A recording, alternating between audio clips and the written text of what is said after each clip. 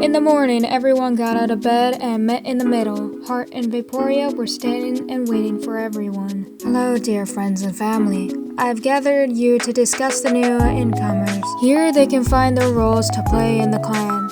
There's a few things they can do: cooking, fighting, berry picking, medic, and plenty more. Let me give you some examples based on who we already have. Umbro is a fighter, Star is a cook, Espo and I work on potions to heal poison. I recently taught him the recipe. Hart, Zaru, and Flala don't really have a specific role yet, so I try to help them find their roles. Vaporia said. Hart walks over to Darion and her friends. Let's find your roles in the camp. Any suggestions? Hart asked them, excited to discover their roles. I'm good at plenty of things, mostly cooking and fighting. Those I've been doing my whole life. Senshi said to them. Hart thought to herself a bit. Let me ask you, Senshi, which one are you more passionate about? Vaporia asked curiously. Senshi thinks to herself about it. Fighting. I always want to protect my friends and make sure they're safe from danger. I only know how to cook because I took culinary classes with... Never mind, just fighting is something I'm very passionate about. Senshi said in pride. Vaporia nods and gestures for Umbro to come over. Senshi, correct? I can teach you what to know with sword fighting. It can get good hits on enemies, Umbro said, showing off his sword. Nice to meet you. I'm happy to learn. Maybe I could teach you how to fist fight, Senshi said, holding a hand out to shake his. I don't need teaching. I don't need to know how to fist fight. I have a sword, Umbro said, hitting Senshi's hand away and walking away. He's prideful and he just lost his best friend. Don't take it personal. I'm sure you guys will get along, Vaporia said as she looked at the others. I can cook even though I can't see. I can still feel, hear, and smell, Lily said. Vaporia nodded and Zaru walked over. Star, I'd like you to help Lily out until she can do it on her own, Vaporia said as she starts walking over to Darion, Dial, and Drake. Okay, Vaporia, Star said as he walked over to Lily. Vaporia looks at the others, thinking of what roles to give them. Darion, I'd like to teach you potion making. Is that okay with you? Vaporia asked. Darion nodded and Vaporia walked over to Dial and Drake. I'd like you two to give cooking a try. Is that okay? Vaporia asked them. Dial nodded and Drake gives a thumbs up. Okay then, let's get this show on the road, Hart said, dragging Drake and Dial to the area where they cook their food. Star walks over to give them each a bucket of materials for cooking, including cooking ingredients. Cook whatever you desire. Have fun setting up your cooking pots, Star said as he walked away. Dial and Drake looked at each other confused, then tried setting up their pots. Vaporia and Hart walked over to help out as soon as they are all set up. Zaru, keep an eye on them. We don't need anything set on fire, Vaporia said as she walked away. Okay, mother, Zaru said as he sat down on a nearby rock to watch. DL went through her food ingredients, thinking of what to add. Shady watches from the forest, making sure DL doesn't mess up. DL didn't exactly know what to use, so she just threw in a lot of random ingredients, and that for sure made Shady pissed off. Shady decided to sabotage by summoning a hidden shadow claw, hitting Lily's pot, making all the ingredients fall out. While everyone was distracted by the noise, Shady used a hidden shadow claw to remove some of the ingredients from DL's pot and add different ones that make it taste better. What the heck happened? I swear I did not touch it, Star said, very confused. He just brushed it off and got new ingredients to throw in. Shady nods with satisfaction and continues watching. And now DL is fanning the fire too much. At this point, she might end up burning the food. Fuck's sakes, do I have to do everything? Shady said, frustrated. This time he summoned a hidden shadow claw to fan Drake's fire too much, and of course Drake was already fanning it too much. A few seconds later, his pot of food lit on fire, making DL stop what she's doing to look. Oh my fucking god, it's on fire! Drake yelled, backing away from his pot. Really? I never knew that your food was fucking on fire! Zaru yelled sarcastically. Hart heard the commotion and ran over with a bucket of water, throwing it on Drake's pot. Maybe cooking isn't your thing, Hart said awkwardly. Drake sighs a failure as he sits down on the ground. DL walks over to him and sits beside him. It's okay, Drake. You can't be good at everything. DL said calmly, trying her best to comfort him. They both just sit on the ground while Hart walks over to Star. How's it going over here? Hart asks, smelling the delicious food. Star gives a thumbs up while Lily nods. Lily is an excellent cook, even when blunt. She can work with things almost perfectly. You should try it, Star said, sounding impressed by Lily's cooking skills. Hart takes a spoon and takes a bite of the food she made. Hart immediately loved it. You're absolutely right, Star. This tastes amazing. Great job, Lily. You're definitely a keeper, Hart said happily. Lily smiled at the compliments she received. Meanwhile, Umbro and Senshi were in the training tent where she was learning how to use a sword. Impressive, Senshi.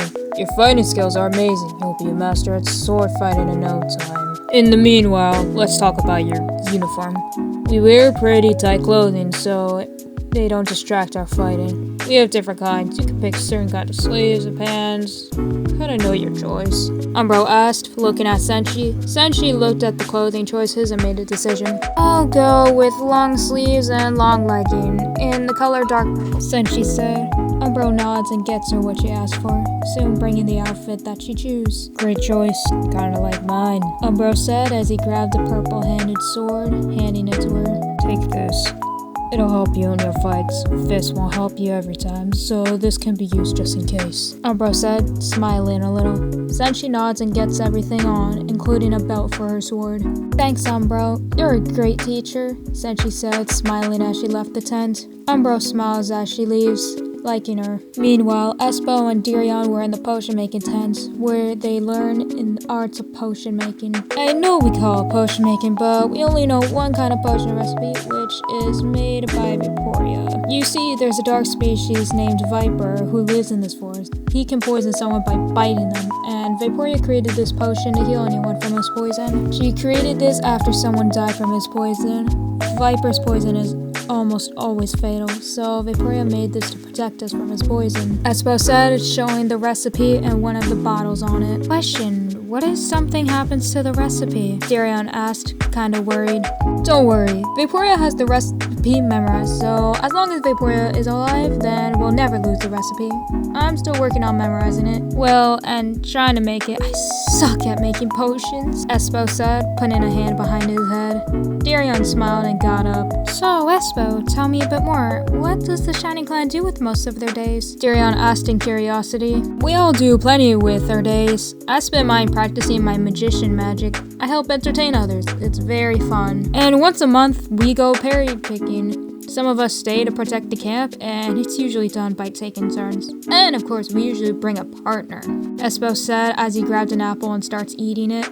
Darion smiles and looks at the nearby photo. She picks it up and shows Espo. Hey Espo, who is this? Darion asked as she pointed to a guy with short, pinkish magenta hair. Espo immediately snatched the photo. The pink magenta-haired one was Viper years ago. He was different back then in the day. So kind to friends. I don't really know why he left. All I know is that my old friend named Diamond told me that he supported dark species. Diamond had to believe that dark species were evil, which now I think